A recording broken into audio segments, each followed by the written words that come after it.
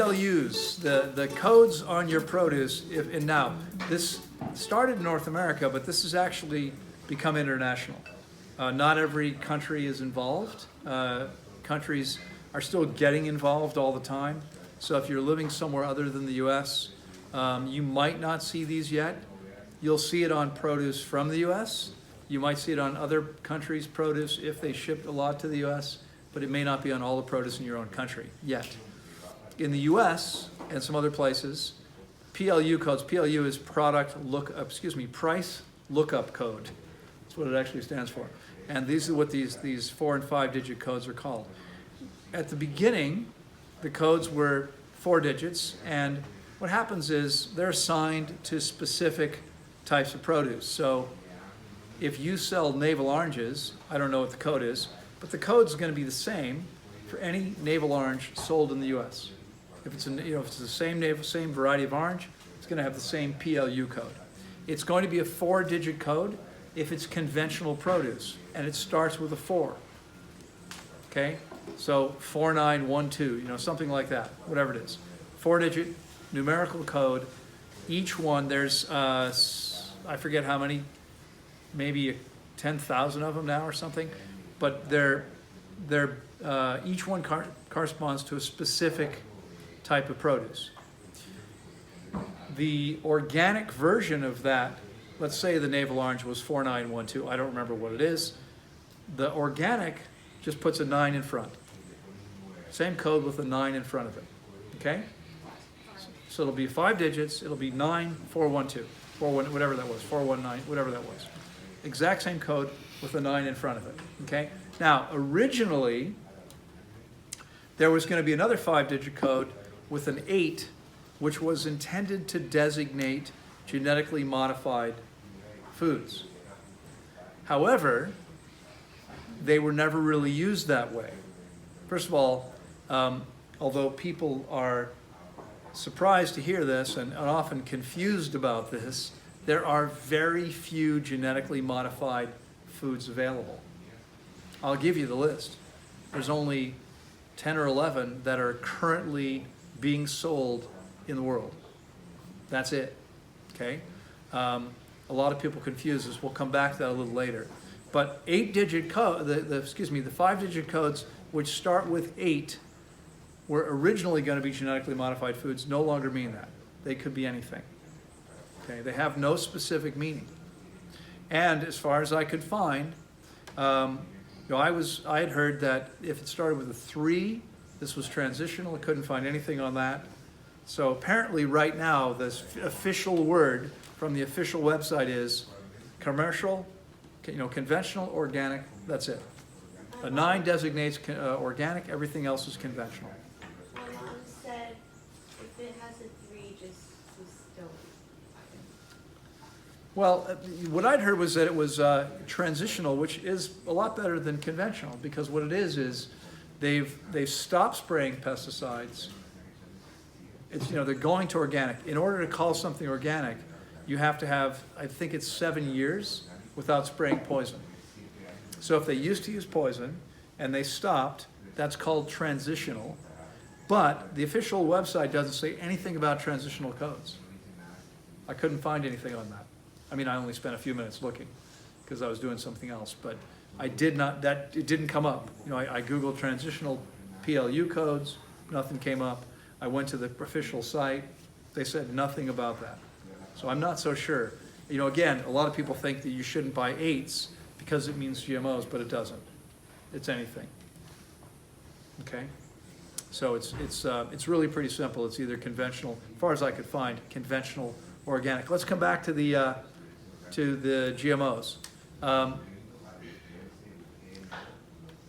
I get comments all the time from people who say things like, all fruits are GMO now. No, they're not. What people are doing is they're confusing GMOs with hybrids. Okay? Most commercially available produce today are hybrids. But let's talk about what that means. What's a hybrid? Anyone know? What's that mean? What's a hybrid? Mix between one fruit and another, or one vegetable and another. Okay, well, so technically what it means is the offspring of two different parents. Okay? So let me give you an example. Who's got siblings? How many siblings do you have? One. One. Who's got more than one? So who's got a bunch of siblings? How many do you have? Who's got more than two? How many do you have? Seven. You win. So 7, you've been busy. I'm guessing you didn't have television when he was a baby. So 7 brothers and sisters, you're all exactly the same, right? You're all identical, right? In every way. You look exactly the same, right? No. You're saying yes. No, Are no, you no. exactly the same? No. No. You're not- of course not. Okay? But you all have the DNA from the same 2 parents. Why aren't you exactly the same? Because you all get a little bit different DNA. Different amounts from each parent. Okay? It's coming from the same pool, but you're all different. None of you are exactly the same. Right? The only way that happens is identical twins, where you have one egg that splits into 2, has exactly the same DNA. Fraternal twins, you have 2 different eggs fertilized, you got different DNA. They're different. 2 different eggs, 2 different sperm, they happen to be fertilized at the same time. You get 2 babies, but they're not identical. I had friends in high school, one was 6 feet tall, the other was 4'10". They were twins. They looked nothing alike. One was way taller than the other one. They were born at the same time, but they were 2 different eggs. Okay? So, in a way, in a manner of speaking, each of us is a hybrid of our parents. We're not our mothers, we're not our fathers. We're different. Okay? Apples. Who likes apples? Anyone like apples? Yeah. What kind of apples do you like? Brayburn. Brayburn. Have you ever been to a Brayburn apple orchard? What kind do you like? Don't have any specific. Who likes a specific apple? What kind do you like? Jonathan apples. Okay. Have you been to a Jonathan apple orchard? Has anyone been to an apple orchard? Say again?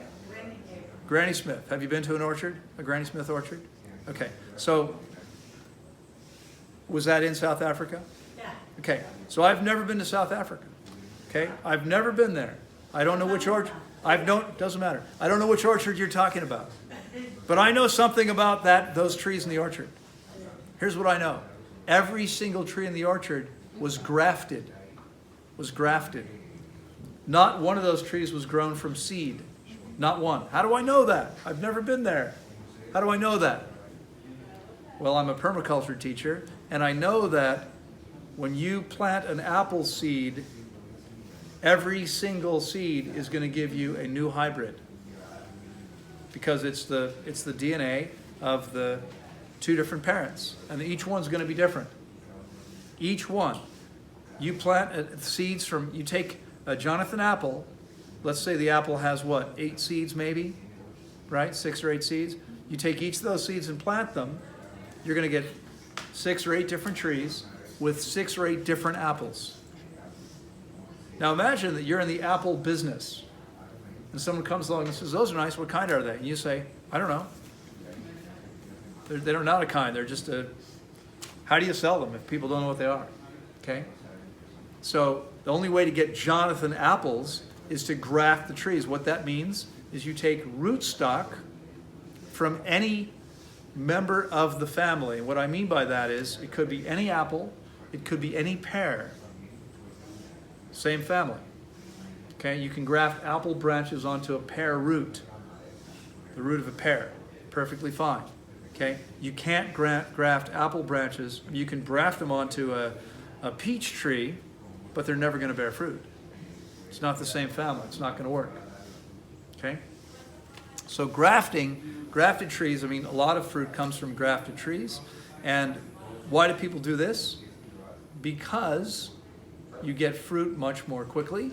And you get a specific fruit. You know exactly what you're getting. If you want Jonathan apples, the only way to do it is, so originally there was one Jonathan apple tree, and they took pieces of branches and grafted them onto other roots, and that's how every Jonathan apple tree has come from.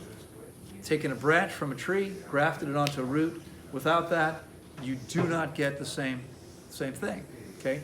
Essentially, they're all hybrids, okay? Anyone know anything about jackasses? And I don't mean your next door neighbor that cranks the stereo up at 3 o'clock in the morning. A little bit. I'm talking about the animals. What do you know about them? Well, they bred the jackass with a horse and got a mule. Well, the jackass is a mule.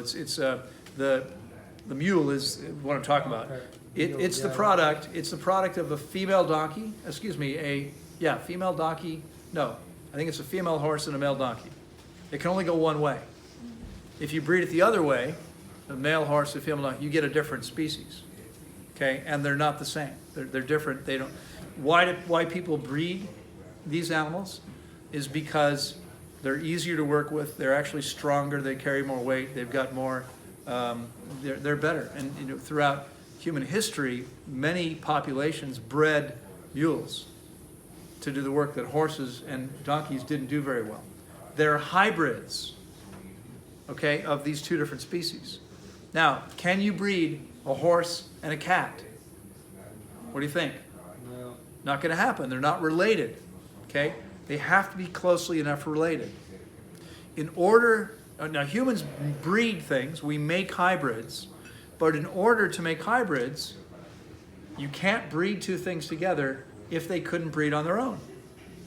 So hybrids that humans make on purpose are things that could have happened in nature. Because if they couldn't happen in nature, you can't make them happen. Everyone with me? Anybody like grapefruits? Yeah? The grapefruit, the first grapefruit was discovered in an orchard of oranges and pomelos. The orange, it's a hybrid. The orange and the pomelo, one pollinated the other one, created this new species. And someone came along and said, that's good, let's make more of these. And they figured out, well, we got oranges and pomelos, let's try crossing those and see if that's what it was. That's what it was. That's where grapefruits came from, okay? There's nothing wrong with eating hybrids. They happen in nature. It's perfectly fine. There's nothing wrong with them. Okay, now we humans breed, we create hybrids for specific qualities. Fruit that's sweeter, larger, fewer seeds. Okay? You get seedless fruit by breeding fruits together that have very few seeds. You keep breeding them, you take the one with the fewest seeds, you breed it with another one with few seeds, you keep getting fewer and fewer seeds. Okay, so we're doing that, but that could have happened all by itself, just like the grapefruit did. Okay, grapefruits are now propagated on purpose, but they were originally a hybrid. My understanding, I'm not an expert on this, we have lots of different limes, so I think we've got 3 or 4 varieties of limes here. We don't have any lemons. Lemons are hybrids. Lemons are not natural. They're made from limes. Okay? Limes and what? I don't know. Could be even been 2 different limes or something that created this yellow hybrid, which is a slightly different taste. All right? So let's be clear that that's what hybrids are. GMOs is very different. Okay? With hybrids, all you're doing is it's basically you're performing sex with these 2 plants, right? You're mixing their DNA. But you're not altering their DNA, you're just mixing them together. Just as happens when a sperm meets an egg, okay? That's all you're doing with hybrids.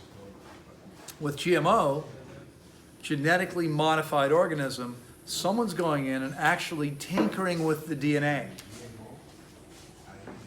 Now they're doing this also for specific qualities. So for instance, Monsanto makes Roundup. Is that a Monsanto product? Yeah. Right. Monsanto makes Roundup, okay? Roundup is a weed killer. It's an herbicide. And farmers want to eliminate the weeds that might be competing with the plants that they're trying to grow. They want to kill the weeds, but they have to be careful because if you spray an herbicide on a plant, the plant you want, that's going to die too. So they created, with genetic modification, Roundup ready seeds. You plant the seed, you get a plant that won't die from exposure to Roundup. Now you can just put Roundup everywhere. Kill all the weeds, the plant's okay. We're all good, right? Oh, one little minor problem. The food has measurable traces of Roundup in it, which is incredibly toxic. Okay? It's harmful. Does Monsanto care? No. They're in the business of making money. They're killing people every day with their products. Okay? You want to be clear about this. Genetically, actually I have no idea what year this was. I'm going to guess this was 20 years ago. I was one of two keynote speakers. The other one was a man, I think his name, if I remember correctly, was Jeff Brown, maybe, wrote the first serious book on genetic modification called Seeds of Deception. And I think we have it, maybe in the bookshelf here, or I may have it in my personal library. But we were the two keynote speakers that day at Rockefeller Plaza in New York City. And it was amazing listening to him because he'd been researching this for a long time. You know, the science was clear then, it's more clear now. Eating genetically modified foods messes with your DNA. Okay, do not eat these foods. Jeffrey Smith, thank you.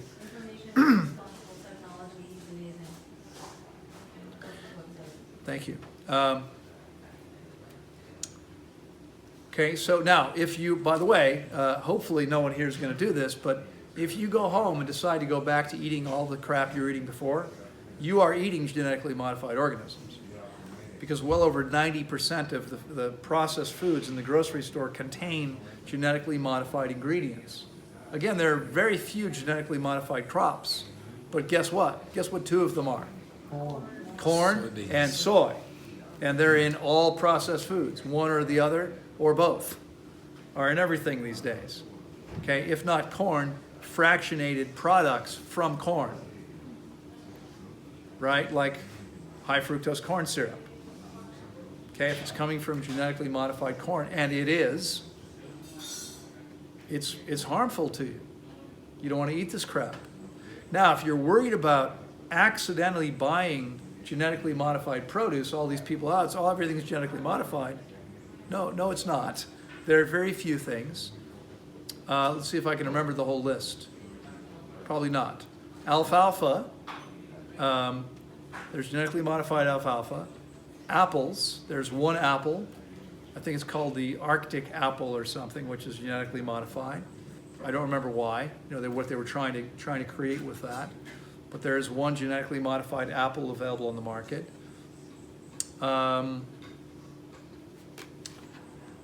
Corn, canola, right? Don't use canola oil. Don't use any oil, actually, ever, which is easy if you're not cooking. Even coconut? I wouldn't eat it. There's no healthy oils, period. But canola oil is genetically modified. Most canola is now genetically modified. So these are the only crops available: alfalfa, apples, canola, corn, cotton.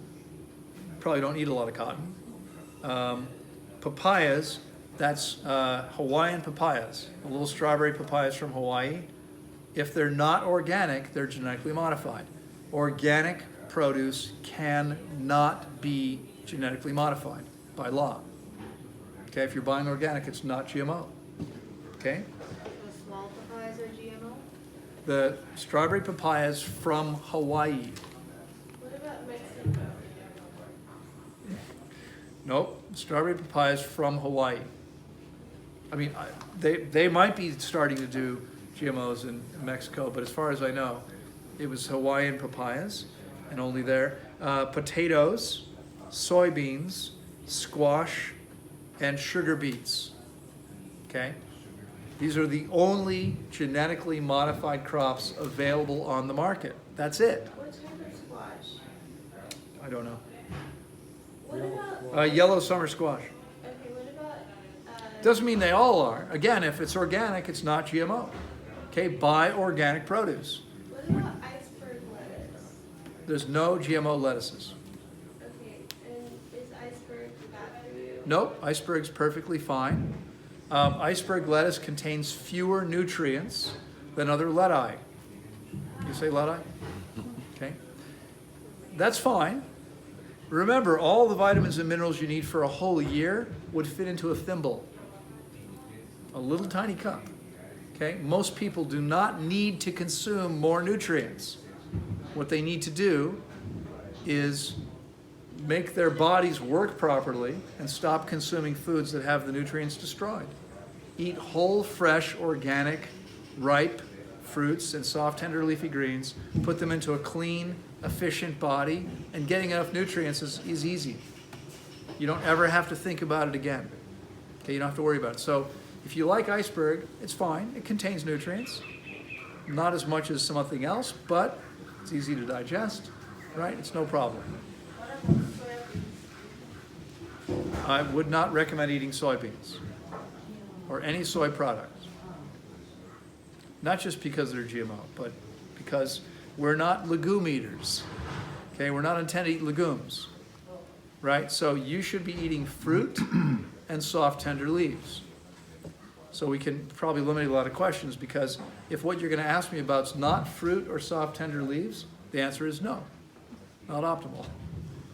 Okay, that's it. Now, keep in mind that a lot of things we think of as vegetables are actually fruit, because the definition of fruit is fleshy covering of seed. So cucumbers, squashes, peppers, tomatoes, avocados, okra, what else? Is eggplant in there? Eggplant. Eggplant happens to be a nasty, toxic fruit. Pretty hard to eat. Can you say something about nightshades in general, which include tomatoes and peppers? Tomatoes, peppers, potatoes, and eggplants are all in the nightshade family. Nightshade, there's a plant called deadly nightshade. Eat any part of it, and very much of any part, even a little bit, and it can kill you. It's very poisonous. But these nightshade plants are all hybrids, the ones that we eat. And they contain tiny, tiny, tiny, tiny, tiny amounts of the toxic chemicals. So only a very small percentage of people are sensitive enough to this substance to have any problem eating nightshades. Most people do not.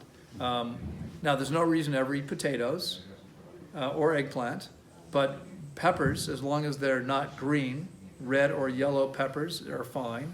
Tomatoes are perfectly fine for the vast majority of us. And even we've had clients who were nightshade sensitive, had trouble with tomatoes and peppers before fasting and did not afterward. Okay? So green peppers always ripen if you give them a chance. I mean, green peppers are unripe peppers, so I wouldn't eat them. Okay? What about mushrooms? Mushrooms are suboptimal. They're suboptimal. But we're going to come back and talk more about food later. I wouldn't recommend eating mushrooms normally. Every once in a while is okay. There's really no such thing as a healthy mushroom, in my opinion. If you want to eat them every once in a while, that's okay. There's no reason to. There's no need for them. And they're difficult to digest. And they're usually mildly toxic to us, at least mildly toxic. All right. So was there any other questions about GMOs and hybrids? Yeah. I just want to say one thing. All commercial sponges are dipped in Agent Orange. Please only buy all natural sponges. And they don't have to put that on a label. They do, but you won't recognize the term because it's a chemical. They legally don't have to because they just say antibacterial. And you know how the government is, they don't make you label anything. So beware of commercial sponges because they are all dipped in Agent Orange. That's why I don't clean up at all, ever. Right. Or just buy Don't all clean natural anything. What fruit? What's that? What fruit did she say? I didn't. She says sponges. Oh, sponges. Sponges, like your kitchen sponge. Dipped in what? Agent Orange. Beautiful chemical. I like the round